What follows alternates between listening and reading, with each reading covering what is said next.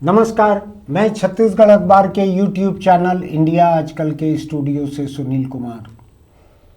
Supreme court ने एक FIR का आदेश दिया है। पुलिस को रिपोर्ट दर्ज करने का, जुर्म दर्ज करने का हुक्म दिया है सुप्रीम कोर्ट ने। सुप्रीम कोर्ट से नीचे नहीं हुआ है, इसका मतलब है, आपको ध्यान है ना, वो दिल्ली में पहलवान लड़कियों ने जब एक सत्ता के एक पहलवान के खिलाफ रिपोर्ट लिखाने की कोशिश की तो नहीं लिखी गई थी। बाद में सुप्रीम कोर्ट के हुक्म से दिल्ली पुलिस को महिला पहलवान लड़कियों की रिपोर्ट लिखनी पड़ी थी, याद है ना आपको। ऐसा ही सुप्रीम कोर्ट ने हुक्म दिया है कि छत्तीसगढ़ के रायपुर में एक मामले में एफआईआर दर्ज की जाए।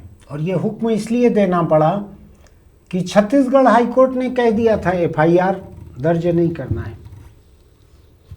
पुलिस ने दर्ज नहीं की थी एफआईआर, लोग हाईकोर्ट तक गए। हाईकोर्ट ने कहा कि नहीं, एफआईआर दर्ज नहीं करनी है, आपकी अपील खारिज, आपकी पिटीशन खारिज। उसके खिलाफ सुप्रीम कोर्ट तक गए माँ बाप, और वहां जाके सुप्रीम कोर्ट ने कहा कि ये एफआईआर दर्ज करो। उस समाचार को पढ़ के मैं आपको बता रहा हूं। 25 दिसंबर 2023, 25 दिसंबर का महत्व याद है ना आपको। जो लोग पश्चिमी दुनिया को जानते हैं, ईसाई धर्म को जानते हैं, ये ईसा मसीह का जन्मदिन रहता है, क्रिसमस।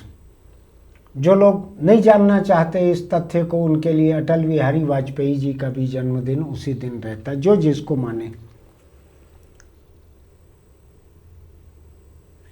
रायपुर के एक आईवीएफ सेंटर में 25 दिसंबर 2023 को जुड़वा बच्चों का जन्म हुआ, एक लड़का और एक लड़की। माँ बाप का कहना था कि इसमें से एक बच्चे को बदल दिया अस्पताल ने, एक बच्चे को बदल दिया। उन्होंने शिकायत की तो डीएनए जांच हुई।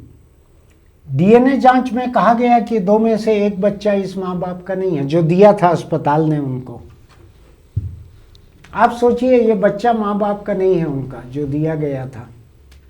एक बच्चा नहीं है, एक बच्चा है। डीएनए रिपोर्ट के बाद भी पुलिस ने शिकायत दर्ज नहीं की थी। हाईकोर्ट ने कहा कि नहीं, कोई एफआईआर करने की जरूरत नहीं है। सुप्रीम कोर्ट ने कहा कि एफआईआर करो। किसी को एक एफआईआर करने के लिए सुप्रीम कोर्ट तक जाना पड़ रहा है। कितने लोग जा सकते हैं? मैं आपको बताऊं, दिल्ली तक आने जाने के नाम से दिल कांपता है कई बार। टिकट महंगी, दिल्ली में रहना महंगा, हवा वहाँ की इतनी खराब कि आप जितने दिन रहोगे जिंदगी के, उतने दिन बाकी में से घट जाएंगे आपके। ऐसे में सुप्रीम कोर्ट तक जाके कोई आदेश लेके आए हैं कि ये छत्तीसगढ़ के रायपुर का नाम भी पढ़ के आपको बता सकता हूँ। माता लक्ष्मी नर्सिंग होम, पहला जानी test tube baby and surrogacy centre. IVF प्रक्रिया से ये गर्भाधान हुआ था। 25 दिसंबर 2023 को जुड़वां बच्चे हुए, एक लड़का और एक लड़की। बाद में माँ बाप को लगा कि ये लड़का जो है ये बदल दिया गया है। मैं भी बहुत बारीकी में जाना नहीं चाहता, उस मामले के नाम भी बहुत महत्वपूर्ण नहीं है, मैं मुद्दे की बात कर रहा हूँ। एक बात समझ लीजिए, जो बड़े बड़े इश्तहार आते हैं अखबारों में, पूरे पूरे पन्ने के, किसी भी किस्म के अस्पताल में सबसे बड़े इश्तहार अगर होते हैं तो आईवीएफ सेंटरों के होते हैं। आईवीएफ सेंटरों के, जहाँ पर तरह तरह की तकनीक से बच्चा पैदा करवा देने का वायदा किया जाता है। ऐसे आईवीएफ सेंटरों के विज्ञापन किसी भी तरह के अस्पताल के विज्ञापनों में सबसे ज़्यादा हैं। पता नहीं ये डॉक्टरों के इश्तहार करने पे जो रोक है ये उसमें आता है नहीं आता है, लेकिन मुझको जो पता लगा है मैं आपको बताता हूँ। ऐसे कुछ सेंटरों में गए हुए मेरे परिचित लोगों की बात आपको बताता हूँ। ये पुरुष के शुक्राणु और महिला के अंडे की अफरा तफरी भी करते हैं। ये मेरी जानकारी में है ऐसे मामले। किसी पुरुष ने अपने शुक्राणु किसी एक खास मरीज के लिए दिए, किसी एक खास महिला के लिए दिए। उसके शुक्राणु तो गिन के तो दे नहीं सकते कि पर्स से निकाल के 3 शुक्राणु दे दिए, ऐसा नहीं होता। वो मिलियंस में रहते हैं, दसियों लाख रहते हैं शुक्राणु। उसका ये इधर उधर बेजा इस्तेमाल करते हैं बिना जानकारी के। पहला मैं इसलिए कह रहा हूँ आपसे, मेरे एक परिचित गए थे तो उनको कहा गया कि हम इंतज़ाम कर लेंगे, बिना बताए कर लेंगे इंतज़ाम। महिला का अंडा कैसे होगा उसका भी इंतज़ाम हम कर लेंगे। वो इंतज़ाम कैसे करते हैं बतलाता हूँ आपको। कोई महिला वहाँ जा रही है जो प्राकृतिक रूप से गर्भवती नहीं हो पा रही है, तो उसका अंडा निकाल के बाहर उसके पति के शुक्राणु से या किसी और के शुक्राणु से उसका मेल करा के उसको बाद में उसी महिला के गर्भाशय में डालकर उसको गर्भवती किया जाता है। या दूसरा रहता है गैरकानूनी रूप से किसी महिला का इंतजाम करना जो सरोगेसी के लिए तैयार हो, जो ऐसे तैयार किए गए अंडे और शुक्राणु से तैयार किए गए एम्ब्रियो को 9 महीने ढोने के लिए तैयार हो, बच्चा पैदा करके दे देने के लिए तैयार हो। उसका भी इंतजाम ये लोग करने का वायदा करते हैं। ये सब लोग करते हैं वायदा ऐसा। इसी के बलबूते पे बड़े बड़े इश्तहार देते हैं, बड़े बड़े होर्डिंग लगाते हैं, भारी खर्च करते हैं ये, क्योंकि एक एक केस में लाखों रुपए वसूलते हैं ये, लाखों रुपए। और लोगों को कहते हैं कि ये हम गारंटी के साथ ये बच्चा पैदा करके देंगे। और कई मामलों में तो ये भी कहते हैं ये कि लड़का होगा लड़की होगा ये हमारी जिम्मेदारी है। जो पूरी तरह से गैरकानूनी है उसको भी करते हैं ये। ऐसे भी लोग हैं जो वहाँ जाके आए हैं, जो माँ बाप बनना चाहते हैं। उन लोगों से मुझको पता लगा है कि ये काम भी वहाँ होता है। सरोगेसी भारत में पूरी तरह से, कमर्शियल सरोगेसी पूरी तरीके से गैरकानूनी हो गई है, लेकिन ये उसका भी इंतज़ाम करते हैं। ये शुक्राणु का और अंडे का भी इंतज़ाम करते हैं। ये लिंग परीक्षण, लिंग निर्धारण का काम भी करते हैं कि होने वाला बच्चा लड़का है कि लड़की है, लड़की है तो चलो एबॉर्शन कर देते हैं। ये सब काम करते हैं। ये इतना बड़ा कारोबार हो गया है, इतना पैसे का कारोबार हो गया है ये कि कुछ भी कर सकते हैं। अभी मैंने कल ही आपके सामने एक कारखाने के बारे में कहा था कि पैसा इतना है कि वो सारे नियम कायदे को तोड़कर कुछ भी कर सकते हैं। ये जितने IVF सेंटर हैं बतलाऊं मैं आपको, ये ऐसा कुछ भी कर सकते हैं। एक तो बात ये है कि बहुत बड़े बड़े ताकतवर लोग जो हैं, राजनीति के, सरकार के, न्यायपालिका के, मीडिया के बड़े बड़े लोग जो हैं, इनसे उपकृत भी रहते हैं। उनमें से किसी के घर को अगर इनकी सेवाओं की ज़रूरत है तो उसमें भी ये मौजूद रहते हैं, सस्ते में या मुफ्त में कर देते हैं, उनके ऊपर एहसान रहते हैं। इन लोगों के ऊपर कोई कार्रवाई करना आसान नहीं रहता है, बताऊं मैं आपको। दूसरा यह है कि मैं और आप, अगर चावल में मिलावट है, दाल में मिलावट है तो हमको दिख जाता है। इनकी प्रयोगशाला के भीतर क्या कर रहे हैं ये हमको दिखता तक नहीं है। और ये बहुत मामूली किराए पर कोख लेकर लोगों को सरोगेट मदर बनाने का कारोबार भी धड़ल्ले से चलाते हैं। आपको भरोसा ना हो तो इस तरह की कोई फाइल लेकर जाकर इनके पास 2, 4, 5 बार बैठिए।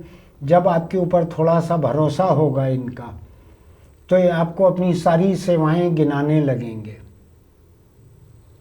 सरकार के नियमों के ठीक खिलाफ है ये। सरकार का सरोगेसी कानून ज़रूरत से थोड़ा ज़्यादा कड़ा है। मैं नहीं चाहता उतना कड़ा रहे, लेकिन वो एक अलग मुद्दा है। जब तक कानून है, ये कोई संसद तो है नहीं कि कानून को चुनौती दे, ना ये सुप्रीम कोर्ट है। एक IVF सेंटर में बच्चे को बदल दिया गया सोच समझकर, विरोध करने के बाद भी नहीं हुआ। रिपोर्ट लिखाने गए, रिपोर्ट नहीं हुई। हाई कोर्ट गए, हाई कोर्ट में पिटीशन खारिज हो गई। अब सुप्रीम कोर्ट ने कहा है कि रिपोर्ट लिखो। क्या नौबत आ गई है, एफआईआर के लिए सुप्रीम कोर्ट के कहे एफआईआर हो रही है। ताकत है आईवीएफ सेंटरों के कारोबार की, ये ताकत है कि मामला सुप्रीम कोर्ट तक पहुंचा। आगे आप खुद समझदार हैं, इतनी ताकत किसी कारोबार की नहीं होने देना चाहिए। सरकार ने, संसद ने कानून बनाकर इस पूरे कारोबार को बड़ा रेगुलेट कर दिया है, नियमों के जाल में इसको कस दिया है, लेकिन ये मानते कुछ नहीं है। उसको पैसा इतना है कि उसमें से कुछ नहीं मानते। इतने तरह के धंधे और कारोबार मेरे शहर के इन सेंटरों में चल रहे हैं। मैं बहुत अधिक खुलासा इसलिए नहीं कर पा रहा हूँ, कुछ परिवार मेरे परिचित हैं और वो इस कीमत पर भी बच्चा चाहते हैं या बच्ची चाहते हैं, इस कीमत पर भी।